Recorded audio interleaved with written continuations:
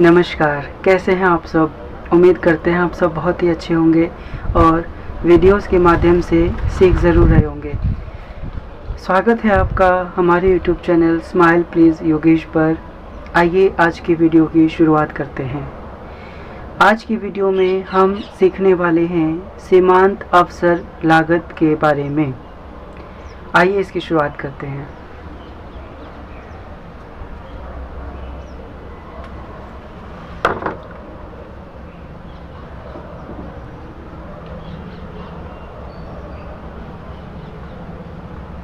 सीमांत अवसर लागत, मार्जिनल अपॉर्चुनिटी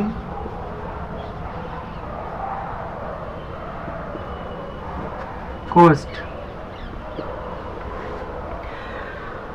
हम उत्पादन संभावना वक्र पढ़ चुके हैं। आज हम सीमांत अवसर लागत को कवर करने वाले हैं कि आखिर सीमांत अवसर लागत क्या होती है और हम इसकी किस किस तरह से इसको हम यूज़ कर सकते हैं या इसका अध्ययन क्यों किया जाता है। आइए इसको देखते हैं। देखो, ये था हमारा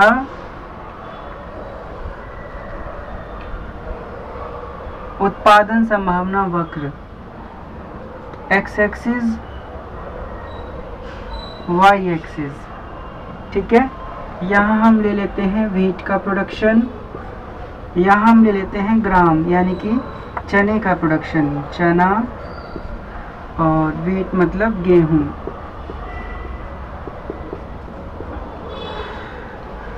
ये हो गया ए और ये हो गया बी। ठीक है, ये था हमारा पीपीसी यानी कि production possibility curve, production possibility curve, PPC. कि हमने दो चीज़ों को मानना है अपने सीमांत अवसर लागत को पहचानने के दौरान कि पहला तो हमारे जो साधन हैं वो कितने हैं और दूसरा जो हम तकनीक उपयोग कर रहे हैं साधनों का उत्पादन के लिए वो क्या है। ठीक है, तो हमारे पहला रहेगा हमारा साधनों की स्थिर मात्रा, दूसरा तकनीक की स्थिरता।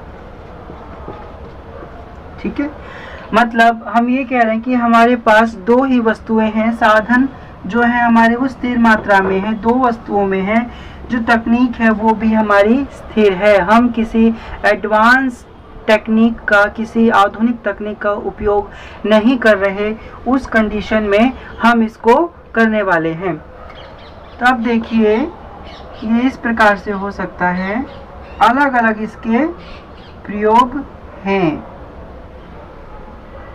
ठीक है, इनके हम नाम लिख लेते हैं।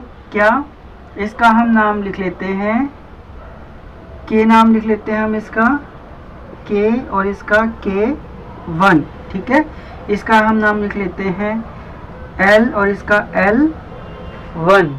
ठीक है,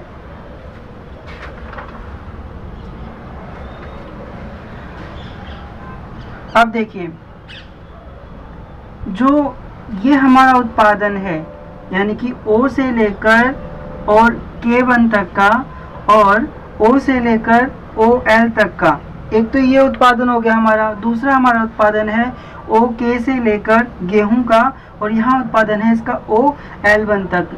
तो आप किसी एक में जब परिवर्तन करेंगे वही हमारा सीमांत अवसर लागत कहलाएगा, क्योंकि किसी एक उत्पाद को बढ़ाने के लिए आपको दूसरे उत्पाद को घटाना पड़ेगा।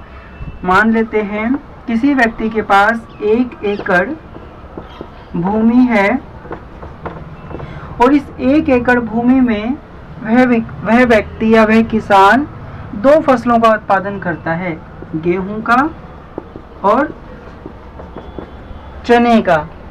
ठीक है, अगर वह गेहूं 10 क्विंटल मात्रा में उत्पादित कर रहा है और चने की मात्रा 4 क्विंटल उत्पादित कर रहा है और वो चाहता है कि अपने साधनों को ना बदल के सिर्फ अपने उत्पादन को बढ़ाए। या अब उत्पादन दोनों का नहीं बढ़ सकता एक साथ, ठीक है। उत्पादन बढ़ेगा किसी एक वस्तु का, किसी एक कमोडिटी का। अब वो मान लेते हैं कि वो कहता है कि मुझे चने का प्रोडक्शन बढ़ाना है, 4 क्विंटल से 5 क्विंटल प्रोडक्शन बढ़ाना है, तो उसे अपनी दूसरी यूनिट में से एक यूनिट या कुछ यूनिट कम करनी पड़ेंगी ताकि चने का उत्पादन बढ़ सके। अब वो अपने चने का उत्पादन 5 क्विंटल कर लेता है तो उसे गेहूं का उत्पादन घटाना पड़ेगा। मान लेते हैं कि वो गेहूं का उत्पादन 7 क्विंटल करता है, तो 5 क्विंटल चने का उत्पादन बढ़ जाएगा यहाँ पर। तो जो बढ़ी हुई मात्रा है, एक अतिरिक्त इकाई के बढ़ने पर ही सीमांत अवसर लागत प्रभावशाली होती है, ठीक है। और गेहूं की जो लागत जिसका त्याग किया गया है, ठीक है, इसके कारण ही अवसर प्राप्त हुआ है चने की एक अतिरिक्त इकाई का उत्पादन करने का, एक अतिरिक्त इकाई का उत्पादन, ठीक है। यही हमारी सीमांत अवसर लागत कहलाएगी, मार्जिनल अपॉर्चुनिटी कॉस्ट, यही हमारी कहलाएगी, ठीक है। तो जो हमारा जब हम डायग्राम करेंगे, डायग्राम के अंदर हम देखेंगे ये वाला जो पोर्शन है हमारा और ये वाला जो पोर्शन है, ठीक है। अगर उसे चने का उत्पादन बढ़ाना है तो वो क्या करेगा, अपने गेहूं का जो प्रोडक्शन है उसको घटाना पड़ेगा उसको। ये देखो गेहूं के प्रोडक्शन को हम इसको नीचे वाले को K1 मान लेते हैं, ऊपर वाले को K, ठीक है, क्योंकि स्टार्टिंग में ये रहेंगे ना, ऊपर से पहले इसका प्रोडक्शन, फिर इसका प्रोडक्शन, फिर इसका प्रोडक्शन। अब देखो जब K से K1 पे आएगा यानी कि इसका प्रोडक्शन कम करेगा, यानी कि ये उसको हो गया लॉस, तभी तो L से L1 जाएगा, तभी उसको होगा गेन यानी कि प्रॉफिट। एक अतिरिक्त इकाई का उत्पादन करने के लिए हम इसको ऐसा भी मान लेते हैं कि ये हमारा चेंज इन Y, ये Y का सेगमेंट है हमारा और ये हमारा X का सेगमेंट है, तो चेंज इन X। आप इसको ऐसे भी निकाल सकते हैं कि marginal opportunity cost MOC is equal change in Y upon change in Y, यानी कि गेहूं में परिवर्तन, गेहूं की मात्रा में परिवर्तन, change in Y upon change in X, ठीक है। जब Y में चेंज होगा तभी तो X में चेंज हो पाएगा और X में चेंज करने के लिए आपको Y में चेंज करना ही पड़ेगा, ठीक है। या फिर ऐसे भी हम इसको कर सकते हैं, इनके नाम भी लिख लेते हैं, यहाँ पे इसका नाम रख लेते हैं A1 B1, ठीक है। अब ये देखो A से लेकर पहले यहाँ ले लेते हैं, ये यहाँ पर है, यहाँ से ये यहाँ आना चाहिए, ठीक है। उस कंडीशन में क्या होगा, A1B यानी कि A1B अपॉन किससे, B1B से हमारा प्रॉफिट या गेन आ जाएगा, किसके लिए, X कमोडिटी के लिए। ये थी हमारी सीमांत अवसर लागत, मार्जिनल अपॉर्चुनिटी कॉस्ट।